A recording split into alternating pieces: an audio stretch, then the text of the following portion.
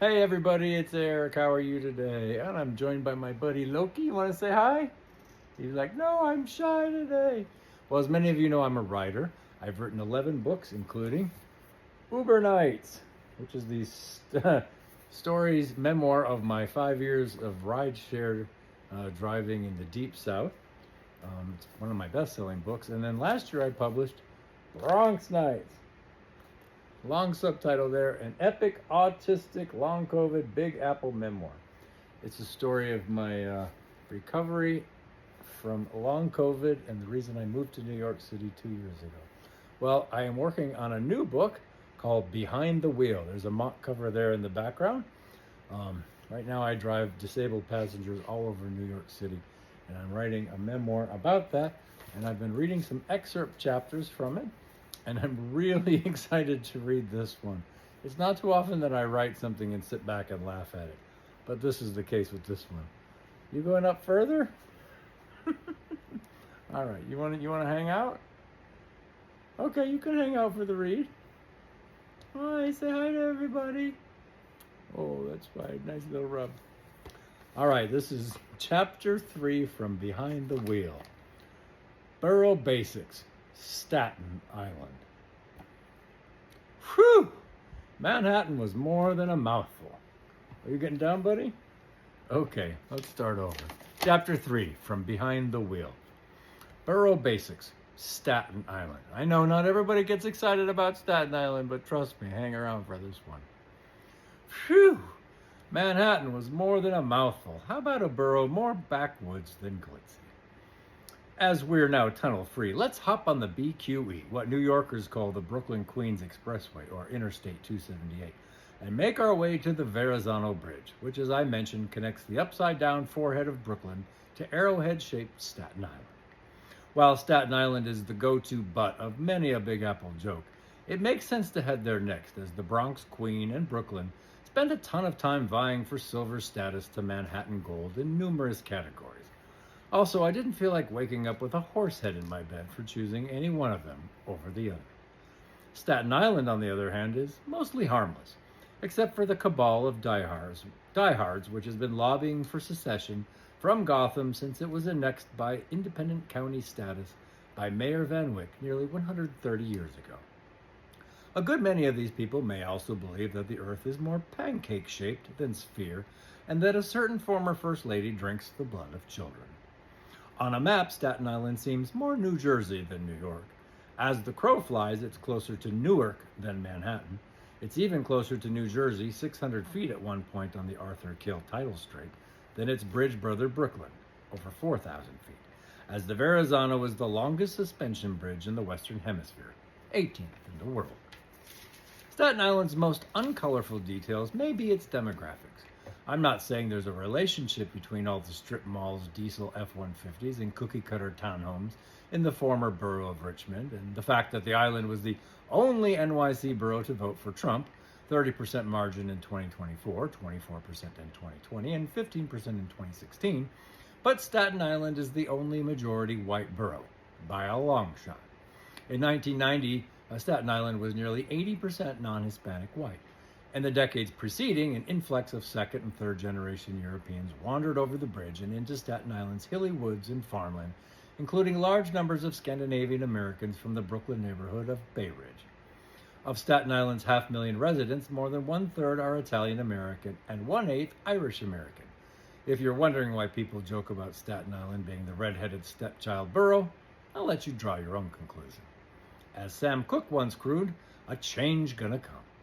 Since 1990, Staten Island's whites-only reputation has steadily decreased from 66% in 2000 to 64% in 2010 to just over half today. Today, as one drives along Victory Boulevard and Richmond Avenue, one spies the occasional halal and Caribbean eateries. There's also Tompkinsville neighborhood on the North Shore, home to one of the largest Sri Lankan communities outside its borders. And there are thriving Mexican and Puerto Rican communities as well as an enclave of Liberians who were welcomed by the lady in the harbor following their nation's civil war 3 decades ago. Let us not forget Sandy Ground, the oldest continuously settled free black community in the country, going back to its founding in 1828.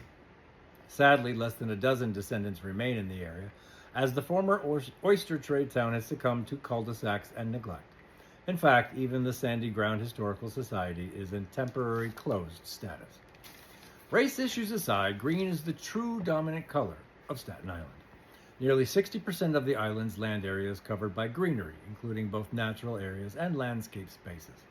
A full third is official parkland, 12,300 acres, including the William T. Davis Wildlife Refuge, NYC's first such designated space, 1928, as well as the Greenbelt, some 3,000 acres of forested hills and wetlands in Staten Island's solar plexus.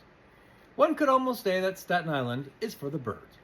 If you turn your attention to the front of the bus, you will see precisely what I mean. We have presently ground to a halt due to several of Staten Island's calcitrant avian residents, its hybrid wild turkeys.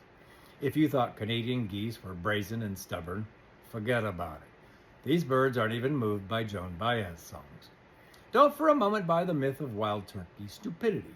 These barely flightless birds are very much up to speed, or in our case the opposite, on protective legislation and wild game preservation. By the 1930s, environmental conditions and a small holiday known as Thanksgiving nearly drove wild turkeys to extinction in North America. But various national laws and wildlife awareness efforts, along with New York's Environmental Conservation Law, 1972, inspired a flock of wild turkeys to escape a South Beach psychiatric institution in 1999 and stubbornly strut their way into Staten Island life. One could do a bit of research to uncover precisely why wild turkeys were being interred at a mental hospital, but it's much more entertaining to let the idea roll around in one's head. Besides, what else is there to do when traffic grinds to a halt because of these feathered pharaohs?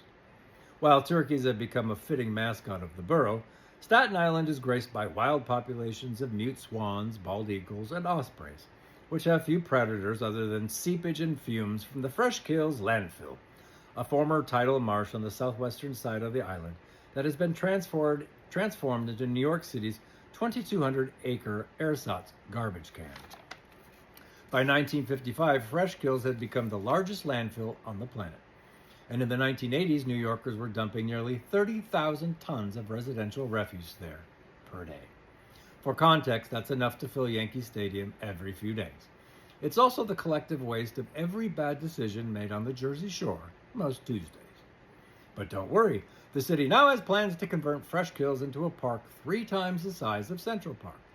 Don't be surprised in the coming years if you read about gangs of wild turkeys emerging from manufactured woods, sporting vintage Iron Maiden tees, and munching from faded bags of Cheetos while smoking roaches. This may be a good moment to address the word kill, which is splattered across New York City maps. The word has nothing to do with Scorsese-style mean streets. Kill is a Dutch term for stream, thus Arthur Kill, not an imperative. Bronx Kill, sometimes it does. Great Kills Park, not a tribute to serial killer Richard Rogers, and the kill of Shepmose, now buried and piped. Gulp. Thankfully, the turkeys have moved on, thus so can we. A final geologic point. At 410 feet above sea level, Tot Hill is the highest elevation not only in New York City, but on the entire eastern seaboard south of Maine. While that's only 1/4 the height of the World Trade Center, that's as high as things get in Staten Island, unless you're hanging out at a Highland Boulevard cannabis dispensary. If by some chance you travel to New York City with a burning desire to visit Staten Island, which probably only compares to a similar desire one gets from Jock Itch, here is a list of touristy things to do there. Now, scratch that. Both the desire and the rash. Here instead is what one can expect if one accidentally finds oneself stranded there by a Liberty Island ferry gone astray. Well, this is rather embarrassing.